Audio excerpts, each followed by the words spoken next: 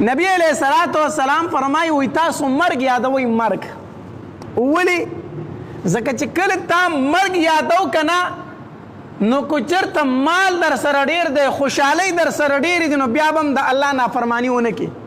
ځکه تا ته به پته وي چې دا ارضي شی دی، دې پسې وروستو مرګ را روان دی، دا هر څه به پاتې کېږي. نو ګناه به د مالدارۍ په حالت کې نه کوي او د غریبۍ په حالت کې به ناشکري نه کوي چې کله تا مرګ یادو. ولې؟ ډېر زیات تکلیفونه در باندې رالو، ډېره زیاته غریبي در باندې راله، نو دا سوچ به وکړي چې یاره مرګ را روان دی، په دې خاورو کې به ما هم دي او دا خانان نوابان مالداران به هم دي، نو بیا به دې زړه ته تسلي راشي. دې وجې نه نبي علیه الصلوۃ والسلام فرمایي مرګ یادوئ مرګ. نو کوم انسان چې مرګ یادوي که نه دی به ژوند ډېر خوشحاله تېروي، دی به ژوند خوشحاله تېروي.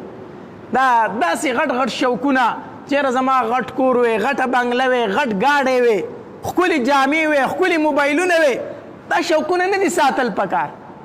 ځکه چې کله دې په زړه کې دا شوقونه روچت شو که نه چې د پلانکي سره دومره غټ ګاډی دی، د پلانکي دومره غټه بنګله ده، د پلانکي دومره غټ موبایل دی، داسې ښایسته ځای دی، اخر کې سوچ وکړه که نه وایه خیر دی، آخري انجام د دم خاورې دي او زما هم خاورې دي.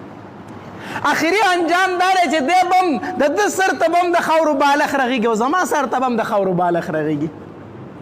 په ده باندې به هم د پاسه تبۍ ګټې کېښودلی شي او په ما به هم کېښودلی شي. نو زړه ته به دې څه راشي؟ تسلي راشي، تسلي، زړه به دې خوشحاله شي.